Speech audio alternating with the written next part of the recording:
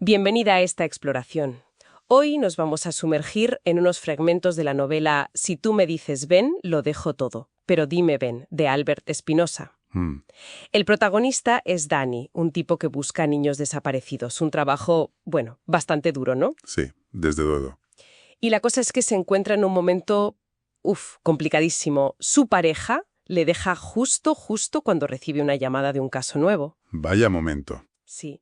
Y el caso le lleva a Capri, un sitio que para él está cargado de recuerdos, de personajes de su infancia, como el señor Martín, George. Claro.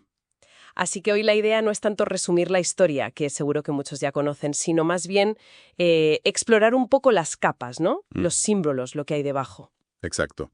Yo creo que lo más potente de estos fragmentos es precisamente eso, cómo se entrelaza el pasado con el presente de Danny.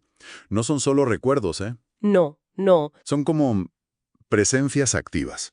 Figuras como el señor Martín o George, y esos objetos, el faro, el saco de boxeo. Sí. No están ahí de adorno, ¿sabes? Funcionan casi como herramientas psicológicas que Danny tiene que redescubrir o activar para salir de la crisis en la que está metido. Me gusta eso de herramientas psicológicas. Sí. Vamos a ver cómo esas piezas del pasado le ofrecen, o quizá le exigen, ¿no?, una transformación. Pues venga, vamos a ello. Empecemos por ahí, por esas figuras, esos mentores tan peculiares que se cruzan en su vida. El señor Martín, por ejemplo. Lo conoce de niño en un hospital. No es el típico abuelo sabio, ¿verdad? Para nada. Es un personaje casi estrambótico, diría yo. Totalmente. Oculista de faros, jugador empedernido. ¿Qué crees que representa para Danny, más allá del recuerdo de crío? Pues yo creo que el señor Martín es como la sabiduría que encuentras donde menos te lo esperas, ¿no? En los márgenes. Ya. Eso de oculista de faros, que le da emociones a los faros, ya te dice que tiene una sensibilidad especial. Busca vida, busca significado donde otros no ven nada. Claro. Y su filosofía, eso de estar vivo es dar vida. Es sencilla, pero tiene fuerza. Sí. Incluso lo de la ruleta, los códigos, aunque sea autodestructivo, revela una búsqueda de patrones, de control. Quizás un reflejo, no sé, un poco distorsionado del propio deseo de Danny de poner orden en el caos. Y ese regalo final, el faro de plata con el monóculo oscuro. Es un objeto muy concreto, casi surrealista. Sí, lo es. El faro de Capri, su hijo favorito, y encima etiquetado como mágico. ¿Es solo un amuleto o tiene más miga? Yo creo que tiene mucha más miga. A ver, el faro es un guía, ¿no? Una luz en la oscuridad. Y eso, para alguien que busca niños perdidos, pues es muy relevante. Claro. Que sea el de Capri, lo conecta directamente con el lugar al que Danny tiene que volver. Y el monóculo, que usaba para predecir nubes, sugiere una forma distinta de mirar la realidad, de ver más allá. Juntos son como un legado. Necesitas guía, el faro, y una perspectiva única, el monóculo. Es la herencia de una forma, poco convencional de ver el mundo. ¿Y esas últimas palabras que no entiende? Exacto. Como si la esencia de esa sabiduría se transmitiera más allá de las palabras, ¿no? Casi energético. Y años más tarde, en otra huida, aparece George, otro mentor atípico donde los haya. Otro que tal, baila así. Con su pierna ortopédica, pero fuerte. Y ese saco de boxeo rojo, al que llama mi hijo. Si Martín era más introspectivo, ¿qué le da George a Danny en ese momento, en plena adolescencia rebelde? Pues George le da algo más. Físico no, más catártico. El saco de boxeo como absorbedor de problemas. Es una metáfora genial. Sí, lo es. Representa esa necesidad de soltar la rabia, el dolor acumulado. Y Danny, con el trauma de la muerte de sus padres, la crueldad del hermano, lo necesitaba desesperadamente, vamos. Golpear el saco no es solo ejercicio, entonces. No, ¿qué va? Es sacar fuera todo el conflicto que lleva dentro. Pura externalización. Y la filosofía esa de las energías, las perlas, los diamantes, ¿cómo encaja? Es una forma de buscar sentido en las relaciones. Exacto. Mientras Martín se centraba en dar vida, en la perspectiva interna, George le propone buscar fuera, cazar energías, coleccionar perlas, momentos, personas valiosas y aspirar a encontrar esos 4 diamantes, ¿sabes? Los que de verdad marcan tu vida. Es una filosofía más activa, ¿no? Sí, más proactiva, de construir tu propia red de significado a través de vivir, de relacionarte. Y es curioso cómo los dos mentores usan objetos, ¿eh? Sí. El faro, monóculo, el saco con cosas dentro, son como anclas tangibles para sus ideas. Tótems personales casi. Llama la atención, sí, cómo estos dos mentores tan distintos le dan justo las herramientas que necesita en su crisis de adulto.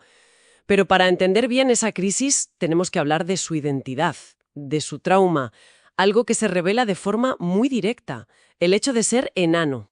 Sí. Esa revelación es fundamental para entender a Dani. No es solo un rasgo físico. No. Es el filtro a través del cual ha vivido todo. El acoso en el colegio, payasete enano, la vergüenza al principio, luego el orgullo que le enseñan sus padres. Incluso ese superpoder familiar de poner los pelos de punta. Exacto. Su identidad está totalmente ligada a esa condición. Y esa promesa a su madre de crecer se vuelve trágica cuando los padres mueren justo el día que intenta huir. Sí. Parece que el deseo de crecer se convierte en un intento de escapar no solo de la estatura, sino del dolor, de la identidad ligada a ellos. Totalmente. El trauma del accidente, el entierro, los ataúdes pequeños, dice, el odio al conductor. Todo eso se mezcla con su identidad. Claro. Crecer físicamente, que al final lo consigue, se convierte en una vía de escape simbólica. Quiere alejarse de ese enano que le recuerda la pérdida, el acoso, la vulnerabilidad. Y ahí es donde el consejo de George, años después, cobra una importancia brutal. El consejo sobre el enano interior. Le dice, siempre serás un enano en tu interior. Un enano con cuerpo de gigante. Y Dani reconoce las palabras de Martín. ¿Cómo lo ves? ¿Es resignación o es una clave para integrarlo? Yo lo veo totalmente como una clave para la integración. Fíjate que George no le dice que olvide al enano interior. Le dice deja vivir al otro dentro de ti. Es verdad. Es reconocer que crecer físicamente no borra lo vivido, la identidad que se forjó con dolor y diferencia. La madurez de verdad, sugiere George, no es borrar esa parte, es aceptarla, integrarla.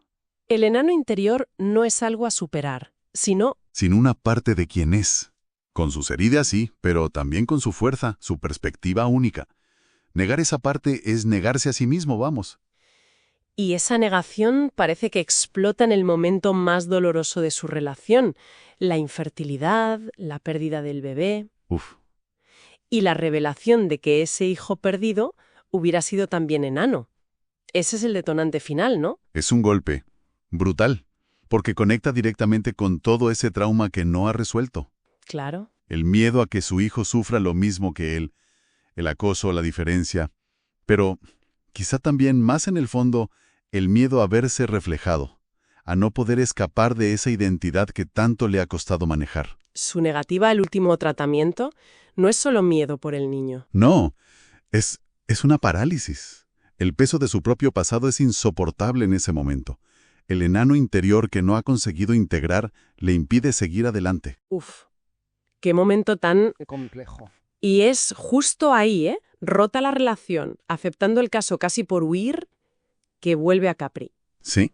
Ese sitio que parece un imán para todas las piezas clave de su vida. Totalmente. Capri funciona casi como un escenario predestinado en estos fragmentos. No va allí por casualidad. No. Es el lugar del hijo favorito de Martín, donde conoció a George, donde tiene que resolver un caso que de forma casi macabra refleja sus propios sueños rotos. El niño Ethan, la habitación. Sí, es verdad. Es como si la isla fuera un crisol donde tiene que enfrentarse a todo lo que ha estado evitando. Y la resolución del caso de Ethan es fascinante, porque usa directamente las herramientas de sus mentores. Exacto. Encuentra el saco de George dentro del faro de Martín.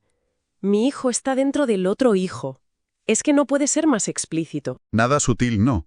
Es la narración diciéndote, las lecciones, los legados del pasado son la clave para ahora. El faro, la guía. Contenía el saco, la herramienta para liberar el dolor.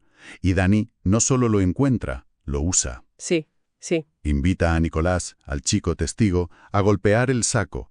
Repite el gesto liberador que George hizo con él.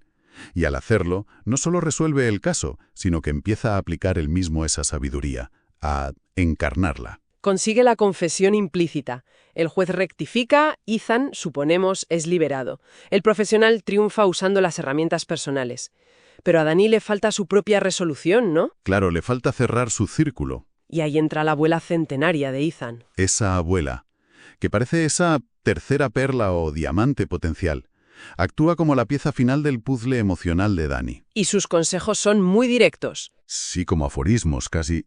Primero, querer es siempre más valioso que te quieran. Eso le cambia el foco a Dani, ¿no? ¿En qué sentido? Pues que quizás ha estado demasiado pendiente de si su pareja le quería a pesar de todo, en lugar de centrarse en su propia capacidad, su decisión de amar. Ya, entiendo. ¿Y el segundo consejo?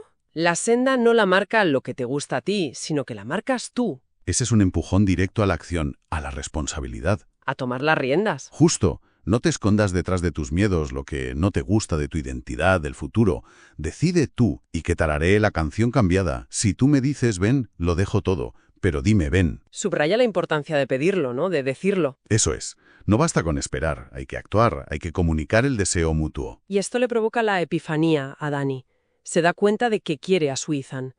Al concepto, al hijo posible, da igual su estatura, da igual lo que le recuerde, quiere querer. Es un cambio radical, ¿sí? Comparado con su parálisis de antes. Es el momento de la integración, parece. Acepta la posibilidad, acepta el amor con todo, incluyendo el posible dolor o la conexión con su pasado.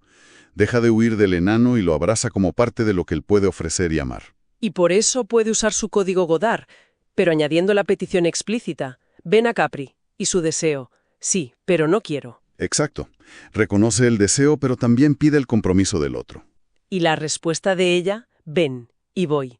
Cierra el círculo de ese código que se había roto. Abre la puerta a la reconciliación. ¿Sí? El final, con Dani poniéndose el anillo de su padre, posesivo, identidad recuperada, y usando el monóculo de Martín para ver el sol, es muy potente, simbólicamente. Mucho.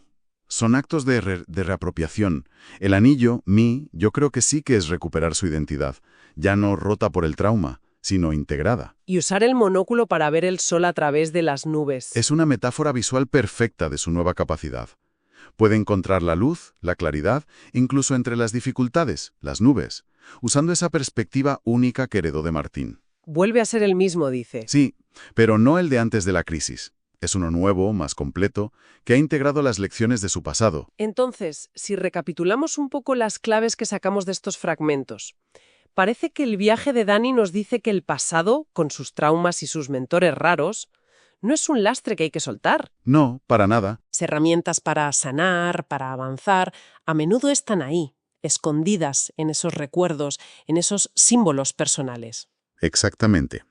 La clave parece ser la confrontación honesta con el propio dolor, la aceptación de todas las partes de uno mismo, incluyendo ese enano interior, y aplicar las lecciones aprendidas, aunque lleguen de formas extrañas. Eso es lo que le permite a Dani desbloquear su presente y mirar al futuro. Capri no fue solo una huida, entonces. No, fue una inmersión necesaria en sí mismo, facilitada por todos esos ecos del pasado.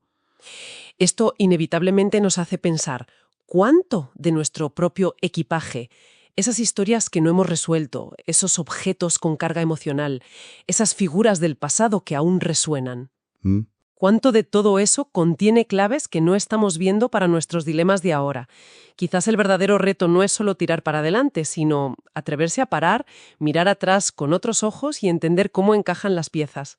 Sí, para poder elegir conscientemente qué construir a partir de ellas. Ese sería el verdadero crecimiento, ¿no?